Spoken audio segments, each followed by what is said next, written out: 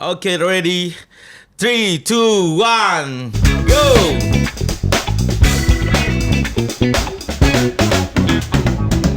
Shalom, saudara dikasihi dan diberkati oleh Tuhan. Jumpa kembali pada podcast kita Dudu Ba Omong pada kesempatan ini, Bapak Ibu Saudara. Saya dan rekan sahabat saya, Pastor Benny, Benny Gilon, ada pada kesempatan ini. Kita akan sharing bersama kebenaran firman Tuhan.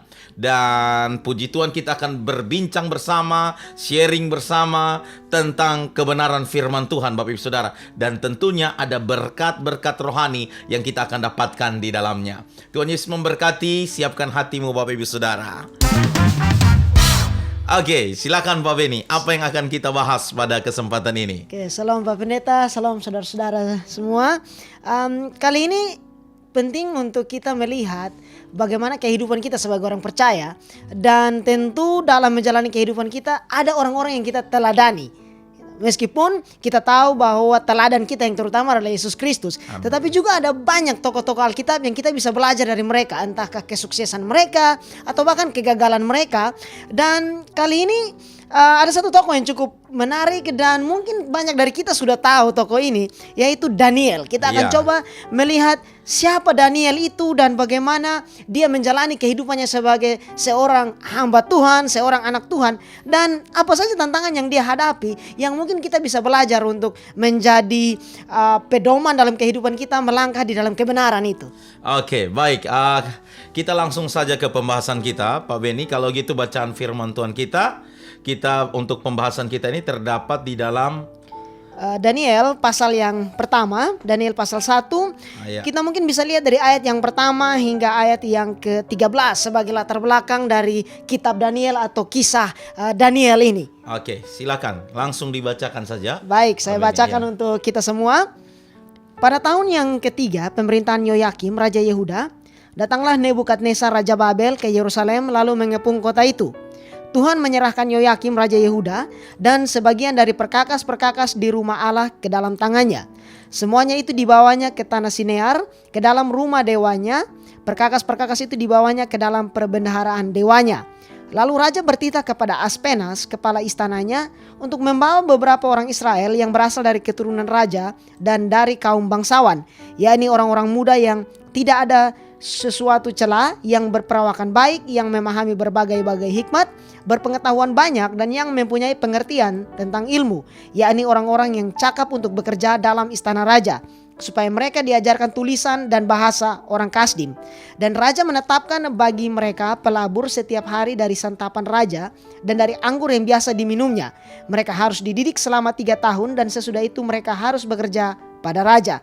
Di antara mereka itu ada juga beberapa orang Yehuda, yakni Daniel, Hanania, Misael, dan Asaria. Pemimpin pegawai istana itu memberi nama lain kepada mereka. Daniel dinamainya Beltsasar, Hanania dinamainya Sadrak, Misael dinamainya Mesak, dan Asaria dinamainya Abednego. Daniel berketetapan untuk tidak menajiskan dirinya dengan santapan raja dan dengan anggur yang biasa diminum raja. Dimintanyalah kepada pemimpin pegawai istana itu supaya ia tak usah menajiskan dirinya. Maka Allah mengaruniakan kepada Daniel kasih dan sayang dari pemimpin pegawai istana itu. Tetapi berkatalah pemimpin pegawai istana itu kepada Daniel, "Aku takut kalau tuanku raja yang telah menetapkan makanan dan minumanmu berpendapat bahwa kamu kelihatan kurang sehat daripada orang-orang muda lain yang sebaya dengan kamu. Sehingga karena kamu aku dianggap bersalah oleh raja."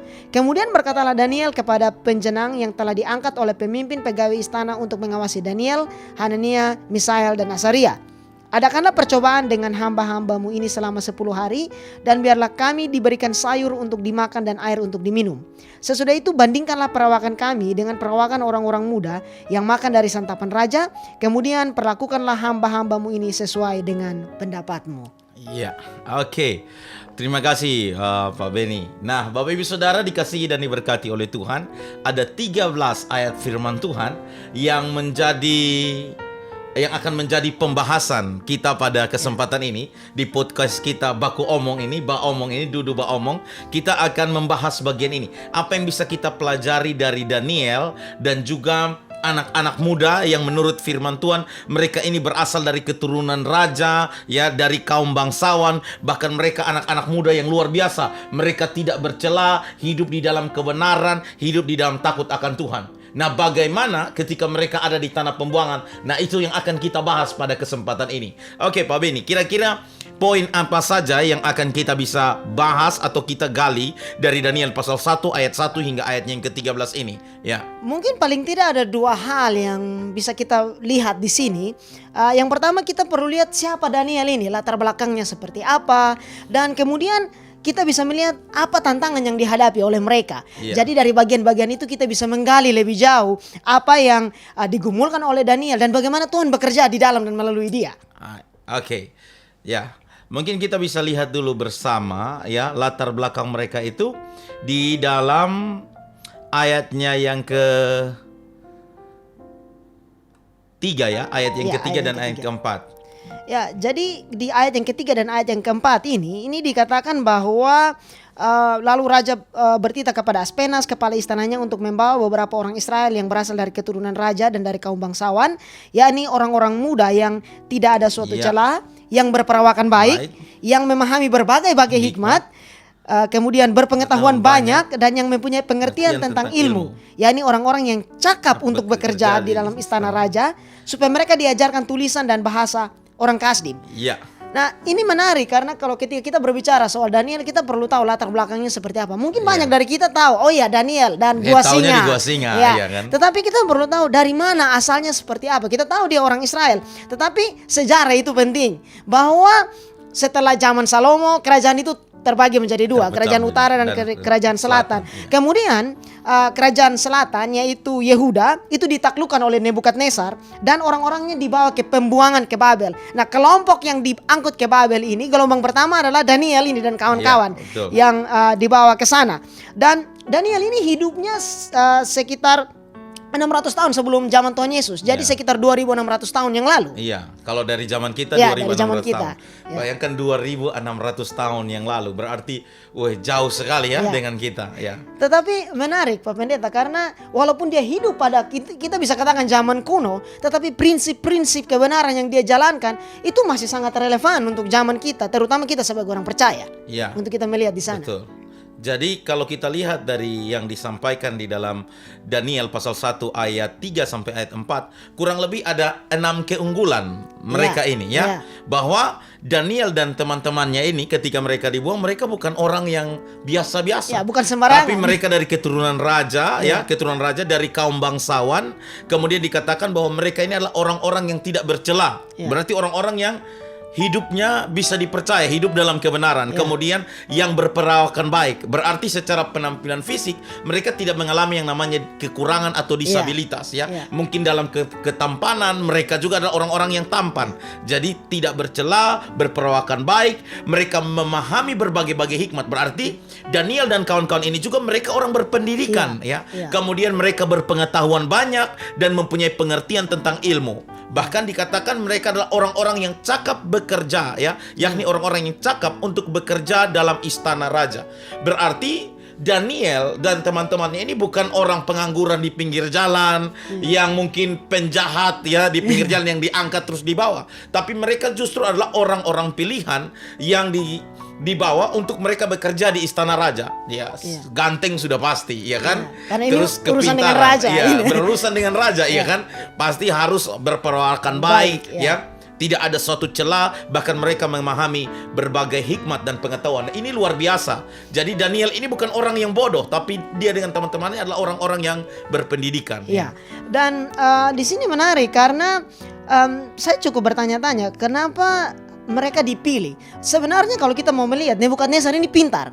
Karena dengan memilih orang-orang muda yang baik, yang terdidik dengan baik dari orang-orang Yehuda ini, Nebukadnezar berpikir bahwa dengan ini dia bisa mengendalikan bangsa itu dan membuat mereka berpikir seperti cara berpikir orang Babel, dan di mana di situ dia bisa memanfaatkan mereka untuk kepentingannya. Betul. Jadi dia ini cukup cerdik. Ya. Dia tidak pilih orang sembarangan seperti yang Pak Pendeta bilang tadi, tapi dia pilih orang-orang yang berpotensi. Orang-orang berpotensi supaya bisa dalam tanda kutip ya, ketika dia tanamkan nilai-nilai budaya-budayanya, dia tidak kerja susah lagi untuk mentransferkan budaya karena dia sudah pegang orang-orang pintar ini untuk jadi bawahannya dia, betul ya. Jadi dan mungkin ini kita bisa jadikan pelajaran bahwa katakanlah kalau mungkin kita punya pengaruh dalam lingkungan kita, keluarga kita, tempat pekerjaan kita, bagaimana kita memakai pengaruh kita itu? Apa kita mau untuk Tuhan memakai kita lewat pengaruh yang kita miliki supaya memberi dampak yang baik bagi orang lain? betul. Apakah kita memuliakan Tuhan melalui kepintaran kita, intelektual kita, perawakan kita yang baik? Jangan sampai muka ganteng, wajah cantik ganggu suaminya orang, bukan pakai untuk memuliakan Tuhan. Modus. Iya kan, modus. Wah, itu hancur itu, iya kan? Pak mau teh apa Pak? Saya buat, iya kan? Teh susu kah, kopi susu kah? Hancur. Wah, bahaya. Punya perawakan baik, punya kecantikan, kegantengan tidak dipakai untuk sesuatu yang baik, ya. Tapi dipakai untuk sesuatu yang salah. Beda dengan Daniel. Mereka punya sesuatu yang lebih, ya. Tapi nanti pada akhirnya mereka membawa dampak yang baik, ya. Walaupun mereka di tanah pembuangan, ya. Dan kemudian bahwa Daniel ini kalau kita mau lihat karirnya, dia cukup lama melayani di pembuangan ini. Orang Israel itu, orang Yehuda terutama itu dibuang sekitar 70 tahun. Dan Daniel itu kalau di dalam ayat yang ke-21 itu dikatakan bahwa dia melayani sampai pada zaman pemerintahan Raja Kores. Artinya bahwa dia sekitar 60-an tahun, berarti 60 tahun, hampir sepanjang masa pembuangan itu dia ada di sana. Dia mengetahui perjalanan sejarah bangsa itu, satu momen yang penting sebenarnya di dalam kehidupan orang Israel. Dan dia ada di sana untuk mengalami itu semua. Nah, di sini bagaimana kehidupan kita sebagai orang percaya, mungkin kita bisa tarik penerapan. Sepanjang usia yang Allah berikan, apa dampak yang kita buat untuk kemuliaan Tuhan, untuk kerajaan Allah? Ini menjadi pertanyaan besar. Kadang-kadang orang berpikir, oh hanya pendeta saja, hanya hamba Tuhan saja yang nanti hidupnya harus berdampak rohani. Atau tunggu nanti di sisa hidupku, ya kan? Aduh, kalau sudah bahaya. sekarat baru nanti Bapak Pendeta, di sisa hidupku aku berikan untuk Tuhan. Daniel berbeda ya, 60 tahun dia pakai untuk betul-betul melayani Tuhan walaupun dia ada di tanah pembuangan. Kadang-kadang juga kita menyalahkan keadaan dan lingkungan. Oh, karena saya di tanah pembuangan jadi ya sudah. Kita tidak mau memakai hidup kita untuk sesuatu yang baik. Oh, karena keadaan saya begini, jadi saya tidak mau pakai untuk melayani Tuhan. Daniel berbeda, justru pada lingkungan yang mungkin tidak mendukung untuk dia berdampak 60 tahun lebih. Luar biasa itu. Itu tidak main-main, itu butuh kesetiaan itu. Ya, berdampak kan berarti dia continue, berkelanjutan untuk tetap setia dan hidup di dalam jalan Tuhan. Itu tidak mudah. Ada orang waktu susah dekat Tuhan, waktu senang dapat promosi, angkat lupa Tuhan. Ya, itu yang bahaya, saudara. Jadi kalau kita bisa katakan bahwa Daniel ini dia bukan dari kalangan imam dan dia berkarir di dunia politik, tetapi identitasnya sebagai anak Tuhan tidak hilang. Ini yang nanti kita akan bahas di poin-poin berikut. Ini cukup menarik ini. Berikut Pak Pendeta kita bisa lihat apa tantangan yang dihadapi oleh Daniel dan teman-teman di sana. Saya mencatat paling tidak ada banyak, tapi paling tidak ada 3 hal yang menjadi tantangan bagi mereka sebagai anak-anak Tuhan di tanah pembuangan itu. Dan di situ mereka tidak hanya sekedar dibuang, kan? Mereka berhadapan dengan pemerintahan dunia yang besar pada saat itu. Bisa dikatakan bahwa Babel itu pusat dunia pada saat itu, kekaisaran terbesar. Pusat peradaban, Dan di sini ada tantangan yang dihadapi, ada identitas mereka. Kemudian ada disiplin kerohanian mereka dan integritas mereka. Itu akan diuji di sana. Dan ini menarik untuk kita lihat. Nah, yang pertama mungkin masalah yang menantang bagi mereka adalah hal identitas. Ini yang tadi sempat kita singgung. Bahwa saat Daniel dan teman-temannya dibawa ke Babel, dipilih untuk melayani Nebukadnezar, maka apa yang terjadi? Nama mereka diganti. Nama mereka diganti. Jadi pada zaman Alkitab kita tahu nama itu sesuatu yang penting. Betul. Sesuatu yang menggambarkan karakter, harapan bagi orang itu. Ada harapan ya, ketika orang tua memberi nama tuh ada harapan di dalamnya ya. Apalagi dalam tradisi orang Yahudi, segala nama tuh pasti ada makna. Ada artinya. Makanya Yesus itu disebut Yesus dari Nazaret. Karena zaman itu banyak yang bernama Yesus. Karena Yesus itu artinya Allah yang menyelamatkan. Iya. Jadi harus untuk membedakan Yesus dengan nama-nama Yesus yang lain, orang-orang yang lain harus disebut Yesus dari Nazaret. Iya. Atau Yohanes, Allah itu berkasih karunia. Iya. Jadi nama itu menjadi harapan bagi kita. Betul. Harapan yang penting. Nah, di sini Daniel dirubah menjadi Beltsasar, Hanania menjadi Sadrak, Misael menjadi Mesak, dan Asaria menjadi Abednego. Nah, Sadrak, Mesak, Abednego itu bukan nama Yahudi, itu nama Babel. Nama Babel yang dibuat di sana. Di sini saya mencatat beberapa arti dari nama mereka. Artinya arti dari nama mereka ini menjadi hal penting. Daniel itu artinya Allah adalah hakim. Daniel. Iya. Makanya ada suku Dan, itu Dan Iya. itu artinya Allah adalah hakim. Kemudian Hanania artinya dikasihi oleh Allah atau Allah menunjukkan kasih karunia. Kemudian Misael itu artinya siapa seperti Allah. Dan Asaria artinya Tuhan adalah penolongku. Iya. Saya membayangkan ketika mereka dikumpulkan, karena ini bukan hanya orang Yahudi. Pasti ada bangsa-bangsa lain yang ditaklukkan oleh Nebukadnezar. Mereka ada bersama-sama. Dan ketika bertanya nama mereka siapa, keempat orang berdiri, mereka bisa memberitakan Injil. Allah adalah hakim yang adil. Bahwa penghakiman Allah akan dosa itu sesuatu yang pasti. Iya. Allah bertindak adil. Betul. Tetapi dalam keadilan Allah ada Hanania atau Allah berkasih karunia. Kenapa? Karena Misael, siapa yang seperti Allah? Dan di situ kita bisa lihat ada Asaria, Tuhan adalah penolong kita. Iya. Ini luar biasa bahwa dari nama mereka bisa memberitakan Injil. 4 orang saja mereka bisa memberitakan Injil, ya. Dan ini menarik. Luar biasa ya. Lalu alasan mengapa nama mereka diganti?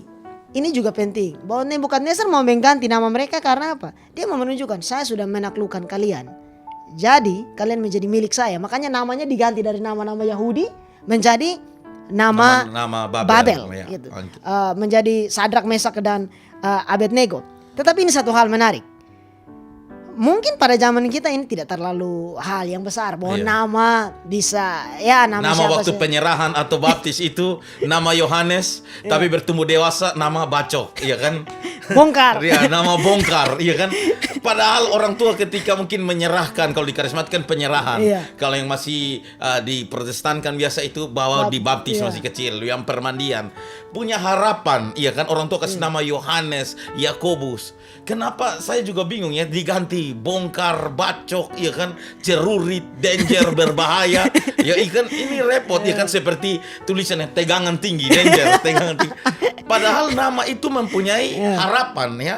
Nah, oke. Nah, dari sini bagaimana menurut Pak Beni yang diganti ini? Mereka memiliki pengertian apa? Daniel diganti Beltsasar. Kalau Beltsasar itu artinya dilindungi oleh dewa Bel. Jadi itu untuk budaya Babel itu mau dilekatkan sekali kepada mereka. Jadi betul-betul mereka mau nama mereka Yahudi ini betul-betul mau dihilangkan. Dihilangkan ya budaya identitas mereka. Kemudian Hanania itu dirubah menjadi Sadrak, artinya diterangi oleh dewa bulan. Kemudian Misael itu menjadi Mesak, artinya siapa yang seperti dewa bulan itu. Lalu Asaria itu menjadi Abednego atau hamba dari dewa Nebo itu. Jadi mereka mau identitas mereka dirubah. Tapi ini hal yang menarik, bahwa Daniel dan teman-temannya 3 orang ini SMA, Sadrak, Mesak, Abednego.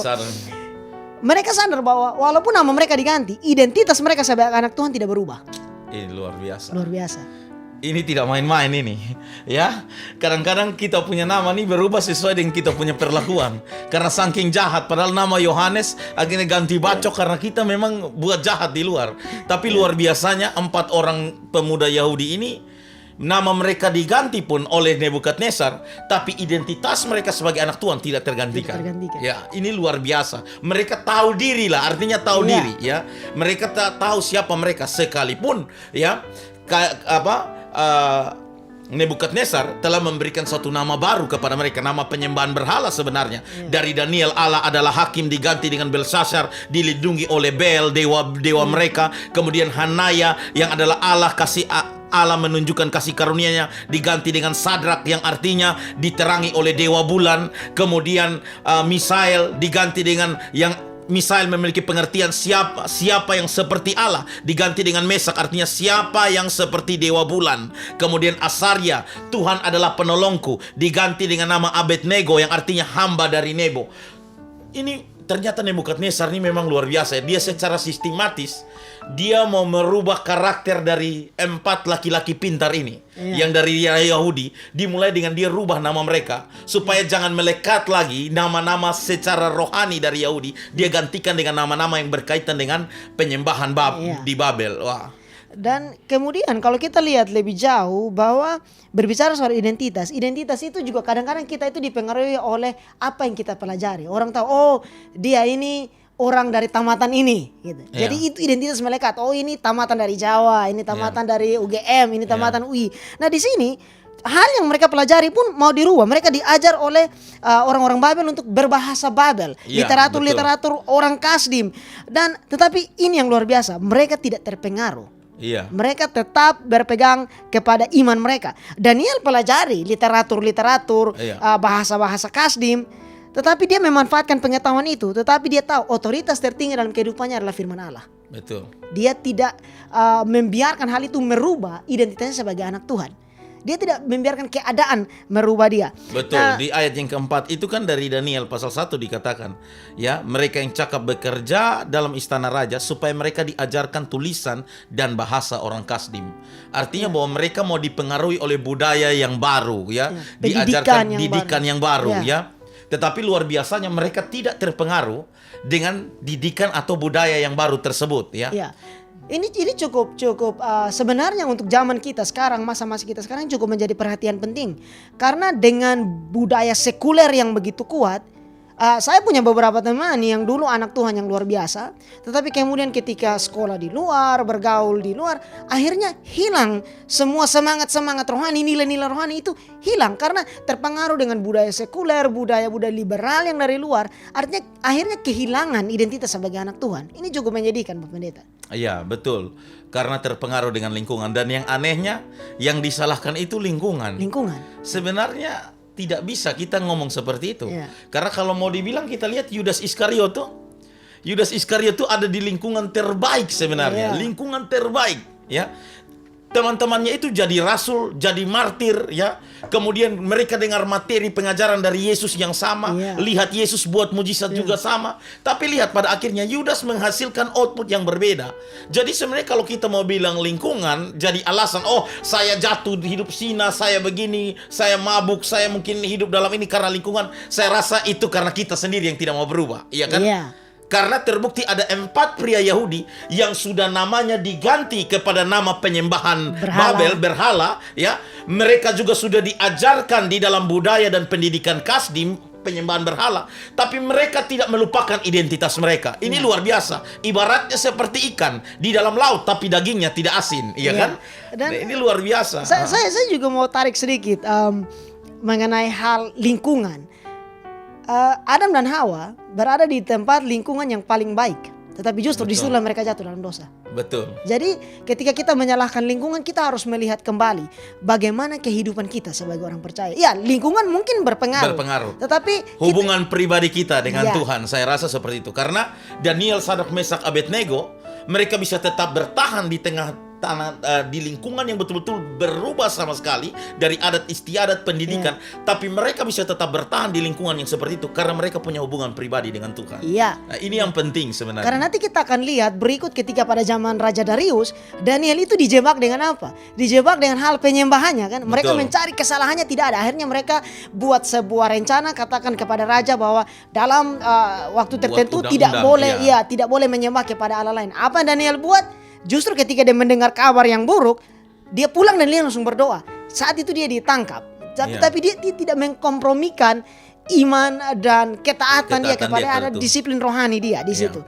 Nah, juga Pak Pendeta, bahwa kembali berbicara soal identitas ini menarik. Kita sebagai anak-anak Tuhan, apa identitas kita? Identitas kita adalah saat kita percaya kepada Yesus, kita menjadi orang percaya. Yohanes pasal 1 ayat 12, semua orang yang percaya itu dianugerahkan menjadi anak-anak Allah. Nah, orang Kristen menjadi anak-anak Allah. Identitas kita di dalam Tuhan. Mungkin pertanyaannya adalah, apakah kita menerima identitas yang Allah berikan kepada kita itu? Nah, ini jadi pertanyaan besar. Karena kalau kita sudah menerima identitas yang baru yang Allah berikan kepada kita, harusnya kita merasa aman. Kadang-kadang orang tidak merasa nyaman dengan dia sebut anak Tuhan.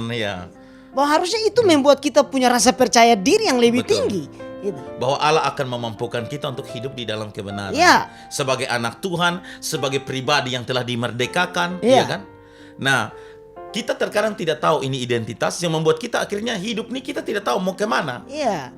Mengalir sembarang dan akhirnya ya kita sepertinya lebih menikmati, bukan jatuh dalam dosa lagi, tapi akhirnya kita hidup dalam dosa. Tapi kita masih mau pingin supaya tetap ada di dalam lingkungan pelayanan. Kita lupa status kita ini anak Allah dan kita telah dimerdekakan.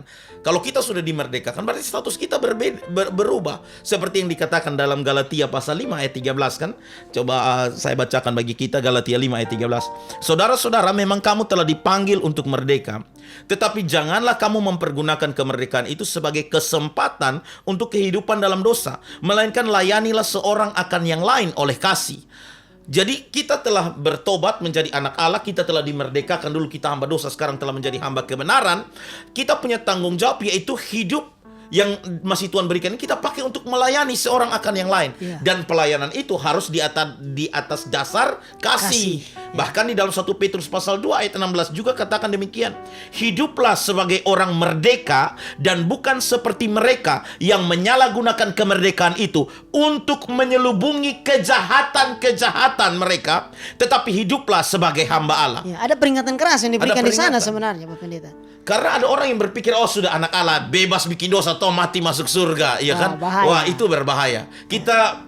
Kita diberikan tanggung jawab hidup ini untuk memberi buah, kan? Buah kebaikan, buah kebenaran, buah keadilan, buah kesucian, buah roh. Harus kita hasilkan dalam hidup. Dan berbicara buah berarti ada proses, ada usaha. Ya.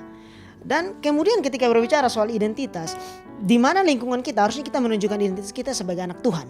Terkadang kita anak Tuhan di gereja, tapi di pekerjaan, wih kalau beta terlalu rohani ini nanti sabantar bilang ini naik surga di sandal-sandal nih. Naik surga di sandal-sandal, saudara. Jadi kadang-kadang kita takut untuk menunjukkan identitas kita sebagai anak Tuhan. Akhirnya kita juga ikut kompromi, ikut mengalir dengan hal-hal yang kita tahu justru itu bertentangan dengan kebenaran firman Tuhan. Ada hal-hal yang mungkin akan membawa kita kepada pengaruh-pengaruh yang buruk. Tapi karena, ini kalau ini beta sendiri ini karena gitu. Iya. Jadi ini, Betul. ya menjaga identitas sebagai anak Tuhan ada harga yang harus dibayar. Betul. Tetapi coba lihat kembali harga yang Kristus bayar bagi kita. Tidak akan sebanding. Dia tergantung disalib. Dia tergantung untuk disalib, diludahi, dihina, ditelanjangi, dicaci maki hanya untuk tebus dosa saya dan Bapak Ibu Saudara semua. Dan membuat identitas kita menjadi anak-anak Allah, kita yang percaya. Jadi Dan itu engkau sesuatu yang gantikan besar. itu hanya gara-gara bos pegang kepala mau iPhone kau sayang, iya kan? Aduh, bahaya. Adek mau kau bikin kasih bapak kopi dan susu dong. Bapak Bahaya. sudah beli, bapak sudah voucher di kamar hotel nomor sekian dan kau jual pengorbanan Yesus hanya dengan cara seperti itu. Dan kau lupa air mata istri bosmu itu dia sedang berdoa untuk suaminya dan engkau sedang tidur bersama dengan suaminya. Kau pikir itu datangkan berkat. Alkitab bilang kau buka malah petaka datang dalam hidupmu, ya. Ya. Dan ini berbahaya sehingga justru saat-saat inilah setiap anak-anak Tuhan perlu untuk kembali menunjukkan identitas mereka sebagai anak-anak Tuhan. Mungkin kita dalam lingkungan mungkin kita bilang kita tidak bisa berkhotbah, kita tidak bisa mengajar firman Tuhan, tapi ingat sikap hidup kita bisa menjadi kesaksian. Iya. Itu menunjukkan identitas kita.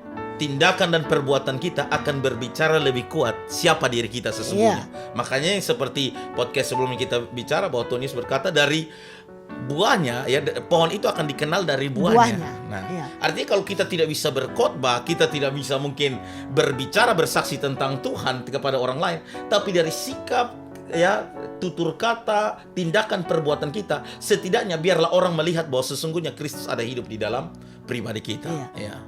Oke, baik Pak Beni. Jadi yang kita bisa pelajari dari Daniel ini, yang pertama itu yaitu tentang identitas, ya, bagaimana mereka ya memberikan teladan bahwa mereka tetap menyadari identitas mereka sebagai umat Tuhan, sekalipun kalau kita dapati bahwa nama mereka sudah diganti, ya kan? Ya. Mereka ada di dalam lingkungan yang melakukan penyembahan berhala, ya. Tetapi Daniel tetap menyadari siapa diri dia sesungguhnya. Ini suatu contoh dan teladan yang baik tentunya. Ya, ini pelajaran pertama yang bisa kita pelajari. Nah, yang berikut Pak Beni, apa lagi yang kira-kira bisa kita pelajari, ya?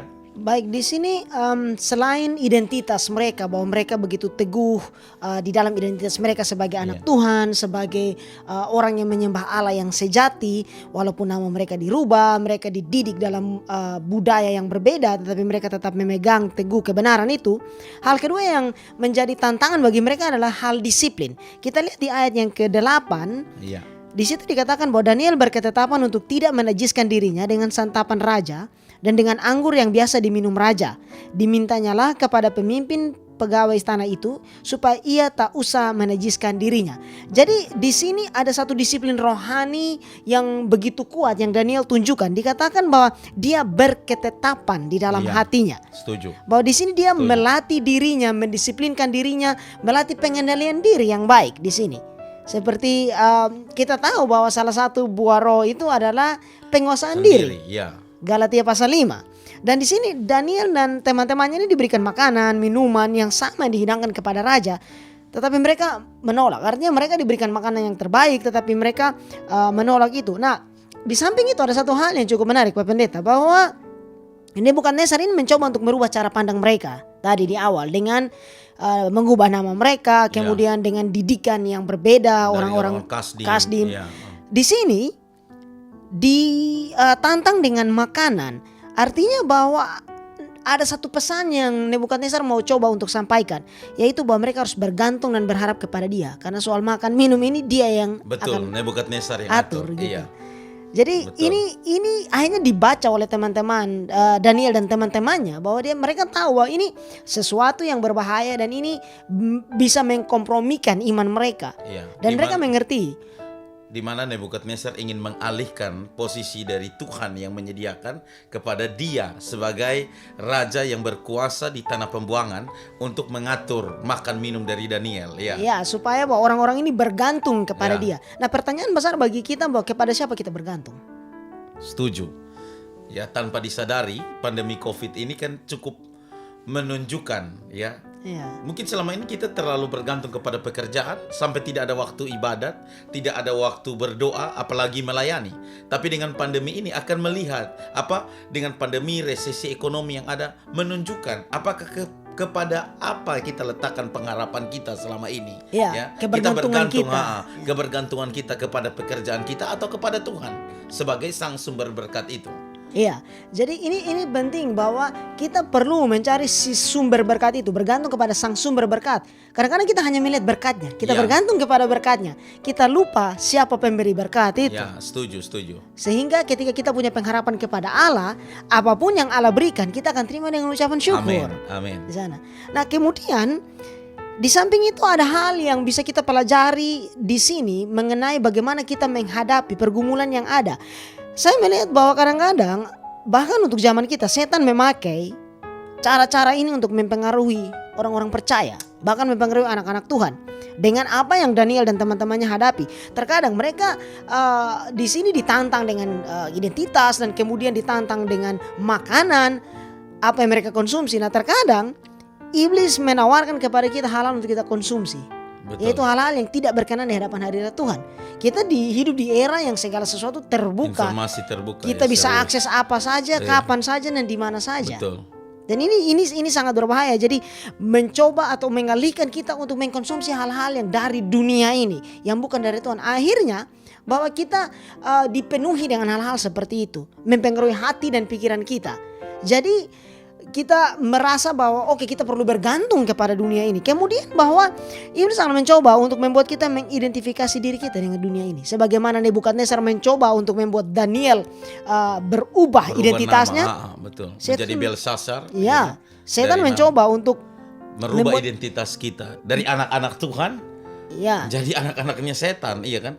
Karena mengikuti memuaskan hasrat daripada iblis. Dan terkadang hal-hal itu datang dalam bentuk tekanan. Karena contoh mungkin kadang-kadang ada orang yang akhirnya berpikir bahwa oke, kalau beta rohani nanti hari Minggu atau hari ibadah nanti Iya. di pekerjaan identitas beta lain lagi. Betul. Karena nanti sebentar mungkin kawan anggap apa, mungkin sebentar ketika dong buat itu yang beta sone buat, nanti sebentar dong akan anggap beta karmana. Jadi Tekanan-tekanan seperti ini yang membuat orang mengkompromikan identitas mereka. Artinya akhirnya mengidentifikasi diri dengan cara-cara dunia. Cara dunia. Dan mereka tidak memegang, karena salah satu sisi penyebab masalahnya itu karena tidak mempunyai kedisiplinan rohani yang kuat di dalam Tuhan. Nah, Daniel dikatakan berketetapan di dalam hati. Ini satu hal yang penting bahwa terkadang kita berpikir kehidupan rohani itu mengalir saja.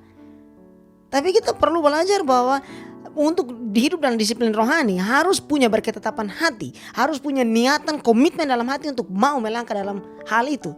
Karena apa? Kehidupan kekristenan itu adalah perjuangan iman. Setuju, ya. Dan bahkan digambarkan kehidupan kekristenan kita ini peperangan rohani sebenarnya. Iya, bukan taman bermain. Bukan taman bermain. Makanya ada pujian, maju laskar Kristus, lawan kuasa gelap. Ya. Kehidupan kekristenan kita ini tiap hari peperangan. Kalau kita tidak mengendalikan penguasaan, tidak ada pengendalian diri atau penguasaan diri, kemungkinan kita akan kalah di tengah peperangan ini. Kita kalah dengan rayuan, serangan kuasa kegelapan, dengan berbagai macam tawaran yang datang. Nah, Ya, dan itu membuat terkadang kita berpikir, kenapa kerohanian saya tidak maju-maju? Nah, mungkin kita berpikir jangan sampai kita lengah dalam hal-hal seperti itu. Jadi disiplin rohani itu penting. Ini bukan berbicara bahwa 10 menit pagi berdoa dan baca firman, nanti besok ya Tuhan, besok pagi lagi. Tidak, itu harus menjadi disiplin rohani, harus perlu menjadi gaya hidup. gaya hidup dan berbicara tentang hubungan pribadi kita dengan Tuhan seharusnya. Dan kalau kita lihat pahlawan-pahlawan iman, kita lihat tokoh-tokoh rohani yang besar, mereka adalah orang-orang yang setia di dalam pengiringan mereka bersama Tuhan, setia dalam disiplin rohani mereka. Mereka adalah orang-orang yang berdoa, kuat di dalam doa. Ya, betul. Dan ini hal yang luar biasa yang kita perlu teladani. Kemudian bahwa mereka tidak makan makanan yang menajiskan mereka, karena mereka tahu mereka itu siapa. Nah, saya melihat bahwa meskipun Daniel dan teman-teman ini belum mengenal bahkan Paulus, tapi mereka menghidupi apa yang Paulus tulis di dalam 1 Korintus 3 ayat 16. Tidak tahukah kamu bahwa kamu adalah bait Allah dan bahwa Roh Allah diam di dalam kamu? Ini hal yang luar biasa. Setuju. Mereka belum kenal Paulus, mereka bahkan Jaraknya tidak tahu. ribuan tahun, mereka Iya, tidak tahu ribuan jauh. tahun. Ya. Jaraknya jauh, tetapi di situ mereka prinsip hidupnya ada. Apa yang menjadi kunci dari semua itu? Hubungan mereka dengan Tuhan. Hubungan yang erat, sebagaimana yang Tuhan Yesus bilang kan, akulah pokok anggur yang benar, kamu adalah ranting-rantingnya. Iya. Di luar aku, kamu tidak bisa berbuat apa-apa. Ya, Dan menarik bahwa ketika Pak Pendeta menyebut tentang hal itu, pohon dan ranting berarti harus ada buah. Kadang-kadang Betul. kita berpikir, bagaimana saya mau menghasilkan buah dalam kehidupan saya? Dan kita berjuang, Berusaha. akhirnya itu jadi tekanan. tanpa sadar kita hasilkan buah plastik Iya. yang kamuflase. Ya, Padahal berbicara tentang buah itu adalah suatu proses yang natural, alami, ketika ranting atau dahan atau cabang pohon itu Iya. melekat kepada pokok pohon tersebut. Iya kan? Iya, jadi hal baik yang kita lakukan, pertumbuhan rohani yang ada itu merupakan buah alami dari hubungan kita Persekutuan di dalam dengan Tuhan, Tuhan, persekutuan kita di dalam Tuhan. Jadi Maka luar biasa Sadrak, Mesak, Abednego yang hidupnya ribuan tahun dari jarak dengan Paulus, tapi mereka bisa memahami apa yang dikatakan oleh 1 Korintus 3 ayat 16. Mereka belum dengar ini, tapi mereka sudah praktekkan karena hubungan mereka dengan Tuhan. Dan Tuhan juga wahyukan kepada Paulus untuk menuliskan ini kepada jemaat Korintus, karena saya percaya bahwa sumbernya satu, Tuhan. iya, Ya, makanya dari sini ya sangat luar biasa betapa penting hubungan persekutuan kita dengan Tuhan. Karena bergantung nanti bagaimana kita akan menghasilkan buah, tergantung kita bagaimana bersekutu dan melekat erat kepada sang pokok apa ya, kalau digambarkan dari Tuhan Yesus, dia sebagai pokok anggur. iya. Ya. Dan itu sumber kehidupan rohani kita. Iya. Kalau kita sudah terlepas, dia berkata bahwa kita akan menjadi kering dan pada akhirnya dibakar. Menjadi tidak berguna. Iya. Menjadi tidak Berarti berguna. kita sebagai orang Kristen sudah bisa menilai diri kita sendiri. Iya. Apakah kita menghasilkan buah? Tidak. Buah roh, buah kebaikan, buah kebenaran, buah keadilan, buah kesucian. Sebagai indikator apakah cabang kita, ranting kita ini masih melekat kepada Tuhan atau tidak. Ya. Dan ini berbicara tentang iman. Karena kita tidak tahu bentuk iman itu sebenarnya begini. Kita tidak melihat kan iman Iya. seseorang. Saya tidak tahu apakah bentuk iman dari Iman Pak Pendeta bulat ini atau tinggi, bulat, menara, kotak atau atau- seperti apa. Tidak. Yang kita lihat adalah buah. Makanya Buah. Tuhan Yesus bilang dari pohon itu dikenal dari buahnya. buahnya. Iya, Gitu. Jadi betul, ini setuju. hal yang penting. Sehingga kembali dari semua itu disiplin rohani menjadi hal yang penting. Dua hal ini di awal bahwa tentang identitas mereka, kemudian disiplin rohani mereka yang mereka tunjukkan. Kita lihat juga bahwa ada integritas. Iya. Hal ketiga yang cukup penting di sini, bahwa bagaimana Daniel menghadapi masalah dan tantangan terhadap iman dan hidupnya itu, dia beriman kepada Tuhan dan berjalan dalam integritas. Dikatakan bahwa Daniel berketetapan di dalam hati. Amin. Seperti tadi dia berkomitmen. Nah ini teladan yang luar biasa karena dengan semua kemewahan yang ditawarkan kepada dia di dalam kerajaan Boleh itu, berikutnya. dia tetap memilih untuk mempertahankan iman. Secara manusia sebenarnya dia bisa sombong. Nggak bisa. Karena dia adalah seorang buangan, statusnya budak, Iya. seorang yang dijajah, tapi dia bisa bekerja di istana raja. Woi, itu suatu kebanggaan. Kita sekarang ini jadi pas pampers saja pasti bangga, iya kan? Tetapi ternyata segala kenikmatan kemewahan yang ditawarkan oleh Nebukadnezar dan kerajaan Babelnya yang begitu besar dan berpengaruh pada waktu itu tidak membuat Daniel pada akhirnya mengkompromikan nilai-nilainya, tidak membuat Daniel pada akhirnya lupa siapa identitas dia sebenarnya. Iya. Iya. Dan kemudian bahwa mungkin di samping itu ada tantangan. Tidak mungkin tidak ada tantangan terhadap hal ini semua. Karena kita sedang berbicara tentang tantangan yang datang terhadap Daniel dan teman-temannya. Tantangan terhadap identitas, tentang disiplin, kemudian integritas di sini. Nah di sini kan kita lihat bahwa dia berketetapan untuk tidak menajiskan diri dengan tidak makan makanan yang ditawarkan oleh kerajaan itu. Karena tentu kita bisa duga bahwa itu makanan yang tidak halal atau Iya. yang Dalam budaya orang Yahudi. ya dalam budaya pada orang waktu itu. Yahudi. Nah mungkin ada yang berpendapat bahwa Daniel ini terlalu naif, hanya karena soal makanan saja kok terlalu bertingkah Terlalu gitu. sok-sok suci Sok lah. suci hanya. Kau makan saju kalau orang kau bilang. Iya, dan- Makan saju. Tapi Daniel tahu bahwa hal kecil itu akan memimpin kepada sesuatu yang besar. Betul. Karena kejatuhan tokoh-tokoh Alkitab kalau kita lihat mereka jatuh di hal-hal yang kecil, Iya. sepele yang sebenarnya tidak terlihat. Maksudnya dianggap remeh lah hal-hal Iya, kecil. dianggap remeh. Seperti ada ungkapan bahwa bilang kera monyet itu jatuh bukan pada waktu angin kencang, tapi pada waktu angin sepoi-sepoi dia terlelap dan pada akhirnya jatuh. Dan itu juga yang saya lihat ya seperti terjadi pada kejatuhan Daud dan Bathsheba kan. Bathsheba, ya. Pada waktu itu kan jujur saja Daud semasa mudanya singa saja dia bunuh, beruang saja dia lawan, iya kan? Iya. Dia bisa menerkam, bahkan Goliat dia bisa tumbangkan, iya kan? Dengan kekuatan. Tapi di saat dia ada dalam zona nyaman, hal yang sepele, hal yang kecil, di saat itulah Bathsheba Daud jatuh dengan Bathsheba. Bahkan saya teringat di dalam 2 Samuel pasal 11 ayat yang ke-1 bagian A di situ jelas dikatakan pada pergantian waktu, pada waktu raja-raja biasanya maju berperang. Pada pergantian tahun, pada waktu raja-raja biasanya raja-raja maju berperang. Maka Daud menyuruh Yoab maju beserta orang-orangnya dan seluruh orang Israel. Cilakanya Daud pada waktu itu, seluruh raja biasanya maju berperang, justru dia perintah Yoab dan Daud memilih untuk tidur di rumah. Di zona ini zona nyaman. Iya. Waktu dia bangun dari tidur siang itu, dia lihat Tante Bet ada mandi di sana, ya. Di saat orang lain bekerja, nah ini berbahaya zona nyaman ini, iya kan? Dan ini yang menjadi kadang-kadang persoalan kita, karena kadang-kadang kecenderungan kita itu adalah mencari kenyamanan. Iya. Saat kita sudah nyaman di mana rasa aman sudah. Dan Tapi integritas kita diuji di zona nyaman.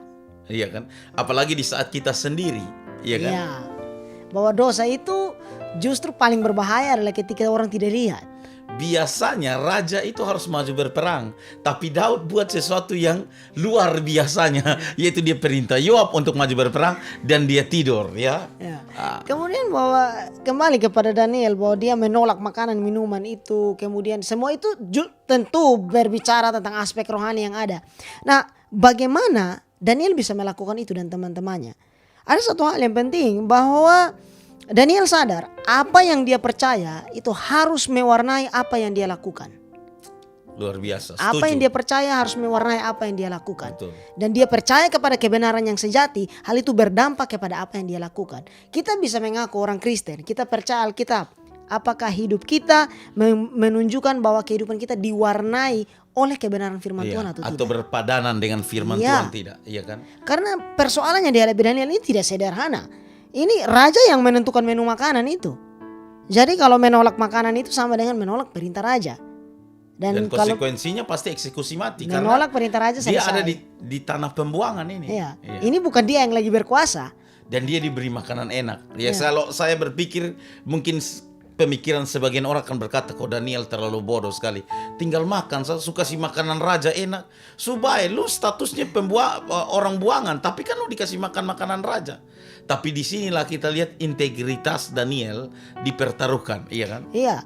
Dan kemudian bahwa ya seperti tadi, mungkin dengan menolak makanan itu dia dicap sebagai orang yang sombong, orang yang oleh mungkin teman-temannya yang lain. Kadang-kadang kan kita berkompromi karena nanti orang bilang apa. Iya, Gitu. itu bahasa tuh yang paling berbahaya. Senap apa kok yang lain ju buat, jadi Iya. ketong buat ju senap apa. Apalagi makanan itu terlihat menggoda.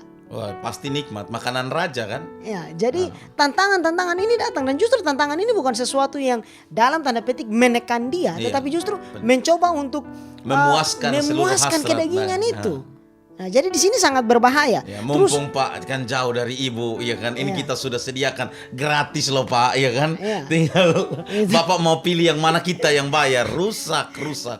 dan ini sama dengan poin berikut bahwa mereka juga jauh dari keluarga, jauh dari imam, jauh dari mungkin pemimpin rohani mereka. Dari komunitas rohani Komunitas mereka. rohani Ini mereka. betul. Lingkungan peribadatan. Sebenarnya Daniel mau makan juga tidak masalah. Karena dia jauh dari lingkungan yang kalau mau dikata lingkungan yang baik. Dia ada di lingkungan orang kafir sebenarnya. Iya. Dia jauh dari rohaniawan, pembimbing rohani. Saya setuju itu. Karena kecenderungan kita, ya kalau pas ada dengan kawan pelayanan ketemu malaikat. Tapi begitu kalau kawan pelayanan soalnya ada, ketemu bisa keluar tanduk dan ekornya, ya kan? Waktu di Kupang kita haleluya, puji Tuhan, dahsyat. Tapi begitu sampai Surabaya, Jakarta, sampai begitu tinggalkan kota Kupang bagaimana, iya kan? Saat kita sendiri di tempat yang orang tidak kenal kita, bagaimana sikap yang Jangan kita sampai akan- hari Minggu kita memuji menyembah Tuhan, tapi hari Senin kita bilang, Om berangkat duluan, nanti Om kasih saja alamat hotel dan kamar nomor berapa, nanti beta ikut dan penerbangan berikut. Saudara, waktu Anda buat itu tidak ada yang lihat, tapi ada sepasang mata yang tahu, lihat sampai ke lubuk dalam, sampai ke kedalaman hatimu. Waktu Daniel kalau dia makan tidak ada imam Yahudi yang lihat kok sebenarnya. Kalau Daniel makan, tidak ada teman-teman. Siapa yang tahu? Dia di daerah pembuangan. Iya. Jauh dari komunitas, lingkungan rohani, ya orang Yahudi. Ya, tapi justru di tengah kesindiran itu, dia tetap mempertahankan integritasnya. Ini luar biasa. Dan kemudian ada satu hal juga bahwa dalam status mereka sebagai orang buangan, mungkin mereka berpikir bahwa ya mau hancur-hancur sekalian sudah, kok toh Tuhan sudah buang ketong di Ya, sini. mereka sedang mengalami kemalangan. Iya. Buat apa lagi mempertahankan hidup suci? Iya. Buat apa lagi hidup berkenan atau hidup di dalam jalannya Tuhan? Toh buktinya kita mengalami kemalangan, kita dibuang jadi budak. Dan luar biasanya, ini untuk Daniel 60 tahun dia berjuang dengan hal ini. Ya, bertahan di dalam ketaatan dan juga komitmen iman itu. Karena cukup menyedihkan dan menjadi perhatian sebenarnya bahwa ketika kita melihat bahkan mungkin orang percaya yang atau orang Kristen yang punya mentalitas bahwa kalau Tuhan berbuat baik kepada saya dulu baru saya mau taat. Iya. Ini mentalitas yang menurut saya Kita tidak berbahaya. dewasa di dalam Tuhan. Iya. Kita seperti anak kecil, ya. Jadi kita buat Tuhan itu seperti anak kecil juga. Kalau Tuhan berkati saya melayani Tuhan. Kalau saya sembuh, baru saya mau sungguh-sungguh dengan Tuhan. Kalau saya dapat proyek ini, baru saya mau taat dengan Tuhan. Waduh. Padahal hal yang kita kadang-kadang luput atau kita abaikan bahwa justru Allah selalu melakukan yang baik kepada kita. Amin. Setuju. Kita yang terkadang tidak selalu tahu apa yang baik bagi kita. Iya. Tapi Tuhan selalu tahu apa yang terbaik bagi kita dan memberikan yang terbaik bagi kita. Nah, menyedihkannya kita tanya lagi atau kita bicara lagi, kita seperti tawar-menawar dengan Tuhan lagi. Kalau Tuhan baik dengan saya dulu baru saya mau. Kalau kita mau lihat kembali, apa yang kurang lagi dari pengorbanan Kristus? Yesus sudah lakukan semua. Dia diludahi, dia dihina, dicaci maki, ditelanjangi, digantung antara langit dan bumi, dicambuk, bahkan dia dipakukan di atas kayu salib sampai dia mati. Pengorbanan yang begitu sempurna, bukan? Jadi kalau mau bilang Allah telah memberikan segala-galanya bagi kita. Iya. Sehingga ketika kita mengerti posisi dan keadaan kita sebagai orang percaya yang sudah ditebus, harusnya hidup kita penuh dengan ucapan syukur dan mau berjalan dalam ketaatan. Amin, setuju. Meskipun dalam pergumulan sekalipun, saya tidak mengatakan bahwa pergumulan itu mudah atau kita menganggap remeh hal itu. Tetapi kita juga jangan lupa bahwa kita punya Allah yang bukan saja tahu keadaan kita, tapi dia pernah menderita. Sehingga Dia juga dikatakan terlibat. bahwa pencobaan yang kita alami tidak akan melebihi Iya. kekuatan kita. Ketika kita dicobai, dia akan memberikan jalan keluar. Itu janji firman Tuhan. Ya, setuju Pak Beni. Dan ini luar biasa. Kadang-kadang kita berpikir bahwa kita sendiri yang menderita. Ingat bahwa Kristus pun menderita. Jadi ada teladan. Dan bahkan Tuhan kita sudah melewati semuanya. Iya. Ya, penderitaan apa di dunia ini yang dia tidak alami? Ditolak, dilahir di kandang binatang. Semua penderitaan sejak kelahirannya sampai kematiannya di kayu salib, Yesus sudah rasakan. Ya, sehingga di situ itu menjadi teladan bagi kita melihat bahwa bukan saja saat ini kita bicara soal Daniel, topik diskusi kita, tapi juga lebih dari itu. Pembicaraan tentang Daniel ini menunjuk kita atau mengarahkan kita kepada Kristus, bahwa apa yang sudah Kristus lakukan bagi kita, bagi orang-orang percaya. Iya, Dan setuju. di sini dari semua hal yang bisa kita lihat di sini ada satu catatan yang menarik. Daniel tidak bersifat arogan bahwa ketika dia mau mempertahankan iman, dia bilang saya mau mempertahankan iman. Jadi pokoknya saya tidak mau tahu. Dia Jangan anarkis kepada Iya. Nebukadnezar. Tidak. Di sini dia mengajukan permintaan. Ayat 8, dimintanyalah kepada pemimpin pegawai istana itu supaya ia tak usah menajiskan dirinya. Dia bicara dengan baik. Lalu kalau kita lihat di ayat 10 sampai 13 ada solusi. Dia menawarkan solusi bahwa adakan tes, uji. Jadi dia juga mengerti bahwa imannya dia tidak perlu mengorbankan orang lain. Iya. Dia tidak bersifat anarkis bahwa dia mempertahankan dengan cara yang brutal. Dan lebih dari itu kalau kita lihat di ayat 9, maka Allah mengaruniakan kepada Daniel kasih dan sayang dari pemimpin pegawai istana itu. Maka ada campur tangan Allah yang begitu luar biasa Amin. mengatur semua ini. Haleluya, betul. Allah Setuju. mengaruniakan kepada Daniel kasih dan sayang. Kasih sayang Allah itu adalah karunia bagi kita. Kita tidak mengupayakan itu, tetapi Allah memberkati kita. Mungkin satu pertanyaan bagi kita, mengapa kita diberkati? Bukan karena kita hebat, tapi karena Allah itu baik. Ya, amin. Ini hal penting untuk kita ingat. Kadang-kadang kita berpikir bahwa saya diberkati karena saya sudah rajin ibadah, Iya. karena saya memberi banyak dan seterusnya. Kita perlu ingat bahwa Allah memberkati kita bukan karena kita yang hebat, tapi karena Tuhan itu baik. Kebaikan, iya. Bahkan Daniel bisa hidup di dalam kebenaran dengan Sadrak Mesak Abednego di tengah lingkungan kafir ini, ya, lingkungan yang sangat tidak mendukung untuk mereka hidup di dalam kerohanian yang baik. Itu karena kekuatan, kebaikan dan kasih karunia Allah yang memampukan. Yang kita pada saat ini yaitu melalui pertolongan Roh Kudus. Iya. Roh Kudus yang menolong, memampukan kita untuk hidup di dalam kebenaran. Ya, dan satu catatan penting juga bahwa ketika Daniel dan teman-temannya mampu menunjukkan kehidupan sebagai anak Tuhan ini, bahwa mereka sejak awal sudah menarik garis yang jelas, bahwa mereka sudah menentukan hati dan sikap mereka sebagai orang percaya. Jadi ada garis yang jelas, batasan yang jelas yang sudah mereka berikan di sana. Kalau saya sebagai anak Tuhan, ini yang harus saya buat. Mereka tidak kaki sebelah, tidak. Tapi mereka punya batasan yang jelas. Kita perlu untuk mengerti bahwa dalam kehidupan kita ada batasan-batasan yang tidak boleh kita langgar. Makanya ada seorang penulis Inggris, J.K. Chesterton, dia bilang bahwa sebelum kita menggeser sebuah batas pagar, kita tanya dulu kenapa itu batas ada di sana terlebih dahulu. Sebelum kita berpikir, saya mau melakukan ini, kenapa firman Tuhan larang itu? Setuju sekali, ya. Kita harus berpikir terlebih dahulu kenapa firman. Jadi kita jangan berpikir atau melihat bahwa beta ini mau hidup bebas, ini firman Tuhan larang semua. Tidak, kita harus perlu lihat kenapa firman Tuhan melarang hal itu. Karena ketika hal itu ditaruh di sana, bukan hanya sekedar untuk Allah mau kerjain kita, tidak. Tapi Allah justru mau memberkati kita dengan berbagai hal ketetapan yang dia berikan kepada kita untuk bagaimana kita hidup di dalam kebenaran. Itu untuk kita, karena terkadang saat kita mau mencoba untuk menghancurkan atau menabrak hukum Tuhan, kita sedang menghancurkan diri kita di dalam proses. Setuju. Kita berpikir bahwa kita mau bebas, tapi justru kebebasan itu terkadang yang menurut kita terbaik membawa kita kepada hal yang buruk. Iya. Tapi justru ada batasan-batasan yang firman Tuhan berikan adalah untuk perlindungan bagi kita. Iya. Allah Contoh dalam melindungi kita. kasusnya Hofni Pinehas, anaknya Imam Iya. Eli itu. Bapaknya sudah tegur kan, bukan hal yang baik yang aku dengar. Kalau sesama manusia yang berselisih paham, Allah bisa mendamaikannya. Tapi kalian, Hofni dan Pinehas itu anak hamba Tuhan, tapi mereka apa? Menganggap remeh persembahan Tuhan. Kemudian yang kedua, mereka tidur dengan semua perempuan yang melayani di kemah pertemuan. Itu sesuatu yang jahat. Imam Eli bilang, kalian melawan Tuhan, kalian menentang Tuhan. Nah, kalau sudah menentang Tuhan, siapa yang akan memperdamaikan? Dan Imam Eli setelah ngomong, Alkitab kan mencatat mereka tidak mengindahkan sekali perkataan orang tua mereka, Imam Eli, karena apa? Memang Allah hendak mematikan mereka berdua. Jadi memang orang yang kalau sudah tidak sadar, dia coba tabrak ketetapan dan peraturan Tuhan, ya kita berdoa saja, ya semoga Tuhan selamatkan jiwanya. Jangan sampai memang Tuhan mau kasih mati orang seperti itu.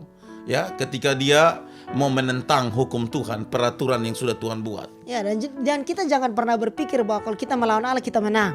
Ya. Jangan pernah berpikir. Jangan pernah berpikir, ya, betul. Sehingga kita perlu tahu bahwa kita betul Allah adalah Bapa surgawi kita, Dia datang dan melawat kita, tapi juga Dia adalah Allah yang adil. Allah yang adil. Hakim yang adil.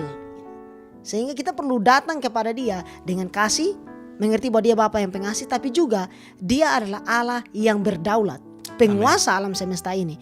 Sehingga dari kehidupan Daniel ini saya melihat beberapa hal, Pak Pendeta, bahwa Daniel dan teman-temannya itu menunjukkan sebuah pengendalian diri yang baik, iman, penyangkalan diri, dan karakter yang kuat sebagai anak Tuhan. Amin. Sekali lagi, berapa poin yang Bapak dapatkan di kesimpulan ini, Pak? Pengendalian diri, Mereka bisa pengendalian atau penguasaan diri, iman, mereka memiliki percaya iman, kepada pemeliharaan Allah dan tuntunan Tuhan. Ya. Kemudian mereka punya penyangkalan diri yang baik. mereka bisa sangkal diri, Iya. matikan keinginan diri Keinginan dan diri. lebih mengutamakan kehendaknya Iya. Tuhan. Iya. Dan karakter yang kuat sebagai anak Tuhan. Puji Tuhan. Dan ini perlu untuk kita lihat. Apakah mereka sempurna? Tidak. Tapi mereka setia. Ya, ini yang susah. Setia ini. Setia ini yang tidak mudah, ya. Karena ya kita betul Pak Beni, seperti yang dikatakan, setia itu adalah salah satu sifatnya Allah kan? Iya. Ya, seperti apa yang dikatakan oleh firman Tuhan yang dalam 2 Timotius pasal yang kedua ayat 13. Jika kita tidak setia, Dia, Allah tetap setia karena Dia tidak dapat menyangkali dirinya. Sifat Dia salah satunya, Allah itu adalah setia. Bahkan 1 Korintus pasal 1 ayat 9 berkata, Allah yang memanggil kamu kepada persekutuan dengan anaknya Yesus Kristus Tuhan kita adalah setia. Kesetiaan ini sangat mahal, ya. Iya. Kesetiaan sangat mahal. Sampai Salomo sendiri berkata dalam Amsal 20 ayat 6, banyak orang menyebut diri baik hati, tetapi orang yang setia siapakah yang menemukannya? Di dalam terjemahan bahasa Indonesia sederhana, banyak orang mengaku dirinya adalah kawan, tetapi yang betul-betul setia sukar ditemukan. Artinya betapa sulit. Setia ini betul-betul mahal dan elegan. Iya. Untuk baik bisa kita baik saat ini, dan kesetiaan itu akan teruji oleh waktu. Makanya tidak bisa orang hanya ngomong be setia deng lu, tidak bisa. Setia itu tidak bisa diomongkan, tapi harus dibuktikan. Dan akan dibuktikan melalui perjalanan waktu. Dalam kasusnya Daniel ini 60 tahun dia ada di tanah perbudakan itu, dia melihat baik tanah pembuangan, dia melihat berbagai macam pertolongan dan kuasa Tuhan, dan dia berketetapan hati untuk komitmen dalam jalan Tuhan. Itu bukan satu hal yang mudah. Ini luar biasa, ini setia minta ampun, ya. Sehingga di sini kita belajar bahwa terkadang kita berpikir kita harus melakukan hal-hal yang besar, baru Tuhan berkenan kepada kita.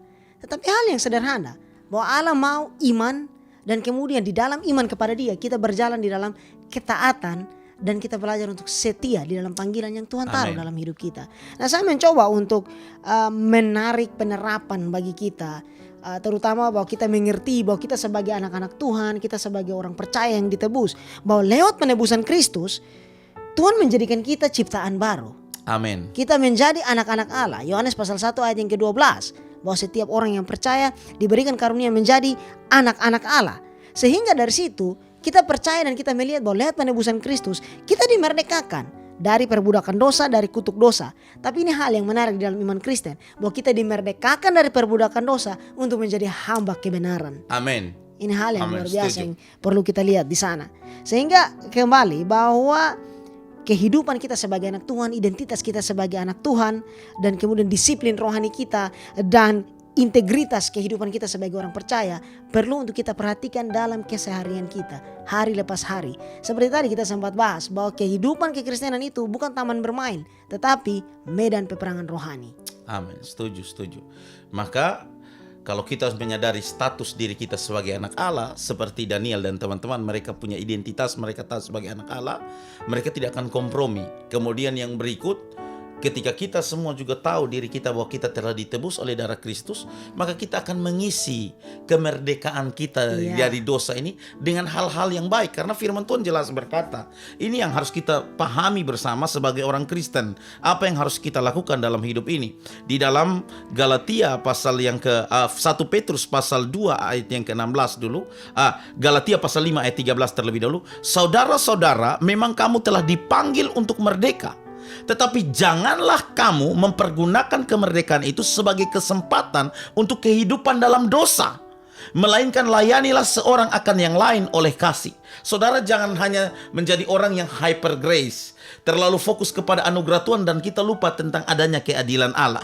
Kita terlalu fokus bahwa Tuhan baik-baik, akhirnya seolah-olah bahwa sudahlah, dosa saya sudah diampuni, maka tenanglah, saya mau buat dosa apapun, saya sudah dimerdekakan dari dosa, jadi sekarang mau hidup dalam dosa pun terserah, toh nanti diampuni juga. Firman Tuhan memberikan peringatan, kalau Anda sudah dimerdekakan, pakai waktu yang ada untuk melayani seorang akan yang lain dengan hati yang tulus, dengan kasih yang tulus, bukan kasih yang munafik. Bahkan dalam 1 Petrus pasal 2 ayat 16 berkata, hiduplah sebagai orang merdeka dan bukan seperti mereka yang menyalahgunakan kemerdekaan itu untuk menyelubungi kejahatan-kejahatan mereka, tetapi hiduplah sebagai hamba Allah.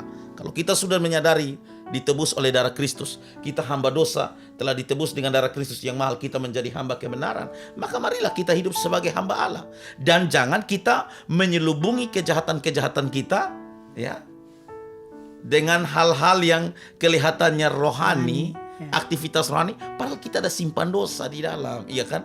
Hari Minggu kita pelayanan, tapi Senin sampai Sabtu kita setan besar. Berarti kita telah menyalahgunakan kemerdekaan yang Tuhan telah berikan kepada kita dengan menyelubungi dengan kejahatan-kejahatan kita. Kita bejat di hadapan Tuhan sesungguhnya. Dan ini perlu kita waspadai. Seperti mungkin sedikit poin kembali, bahwa kadang-kadang kita berpikir orang tidak lihat, tapi ingat Tuhan melihat. Amin. Jadi mau menyelubungi seperti apa? Tuhan Maha tahu. Iya. Perjalanan kita sebagai orang percaya, Daniel dan teman-temannya melakukan semua itu saat mereka ada di dalam situasi yang buruk, tetapi karena imanlah mereka bisa bertahan. Sehingga ada seorang hamba Tuhan bilang bahwa iman itu seperti bintang yang hanya terlihat di malam yang pekat, yang hanya bisa terlihat di malam yang pekat. Haleluya. Wah, keren itu. Saya teringat satu bagian ayat firman Tuhan di dalam Filipi pasal 2 ayat 13, Pak Beni. Supaya kamu tiada beraib dan tiada bernoda, sebagai anak-anak Allah yang tidak bercelah di tengah-tengah angkatan yang bengkok hatinya dan yang sesat ini, sehingga kamu bercahaya di antara mereka seperti bintang-bintang di dunia. Dan luar biasanya di dalam nasihat Paulus kepada jemaat di Filipi, dia bilang begini, kita tidak diminta seperti menjadi matahari atau bulan, minimal seperti bintang ya. Dan saya setuju ungkapan tadi bahwa bintang itu terlihat terang ya, terlihat dengan jelas ketika kita ada di dalam malam gelap yang pekat. Iya. Dengan kata lain, saat di masa-masa sukar yang kita hadapi. Betul. Bukan pada waktu hanya kita, saya beriman punya mobil, saya beriman punya rumah, saya dapat itu. Tidak. Iman kita akan terlihat di saat ada tantangan pergumulan. Daniel ini mereka di tanah pembuangan, di daerah pembuangan, tapi mereka tetap bisa menjaga terang mereka. Dan bahkan ya seperti Rasul Paulus katakan dalam 2 Timotius Filipi pasal 2 ayat 13 sampai 15 tadi, di mana ayat 13 sampai 15 saya bacakan bagi kita.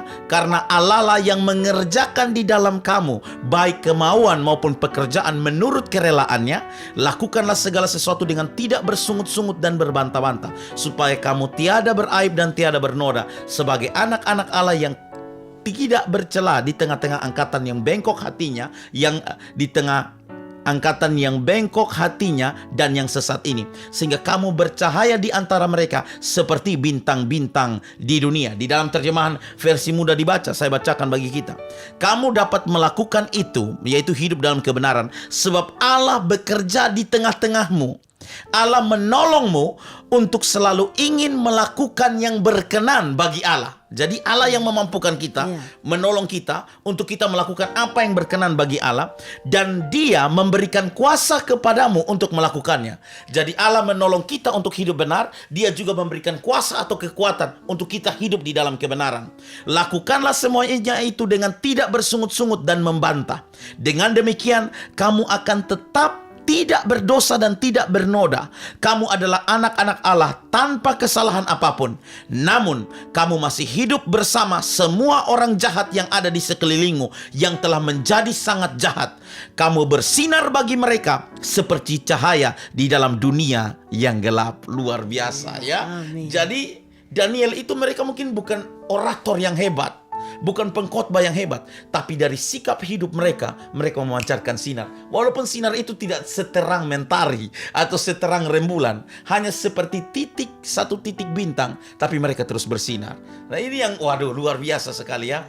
Ya, yang diteladankan oleh Daniel, ya, kemudian Sadrak, Mesak, Abednego. Nah, oke, kita sampai di bagian akhir, Pak Beni. Jadi, hal apa yang bisa kita simpulkan dari perbincangan kita ini? Ya, jadi dari 3 hal yang kita bicarakan, 3 hal utama yang kita bicarakan tentang tantangan yang dihadapi oleh Daniel dan teman-temannya ini, bahwa sebagai anak-anak Tuhan yang ditebus oleh Allah, kembali identitas sebagai orang percaya itu penting untuk kita sadari. Setuju. Ya. Identitas sebagai orang percaya itu penting untuk kita sadari bahwa kita ada di dalam Kristus, kita berjalan di dalam Dia dan berpengharapan di dalam Dia. Lalu dalam semua itu kita perlu memperhatikan disiplin rohani kita, jam doa kita, jam pembacaan firman, jam bersekutu. Ini perlu untuk kita perhatikan dengan baik. Kemudian dari semua itu kita menunjukkan sikap hidup yang berintegritas. Kita menunjukkan sikap hidup yang menjadi saksi bagi dunia ini, di mana kita melakukan perjalanan kehidupan kita seturut dengan kehendak Allah. Jadi 3 hal ini penting untuk kita renungkan, dan juga untuk bagaimana kita menyadari bahwa dengan setiap tantangan yang ada di depan kita, justru hal-hal inilah yang akan menolong kita untuk kita bisa memiliki satu kehidupan yang mempermuliakan Allah. Amin, setuju. Dan semuanya itu kita bisa lakukan manakala kita terus melekatkan persekutuan kita dengan sang pokok, yaitu Tuhan Yesus Kristus sendiri. Maka hidup kita tanpa manipulasi, tanpa rekayasa, kita akan menghasilkan buah yang baik, dan pada akhirnya buah itu dilihat dan dirasakan oleh orang-orang di sekeliling kita. Nama Tuhan dipuji dan dipermuliakan, seperti dalam cerita Daniel ini. Waduh, sangat luar biasa. Hari ini kita belajar tentang karakter dari Daniel ya. Semoga perbincangan podcast ini memberkati Bapak Ibu Saudara semua. Terima kasih Bapak Ibu Saudara, kasih aplaus dulu ya.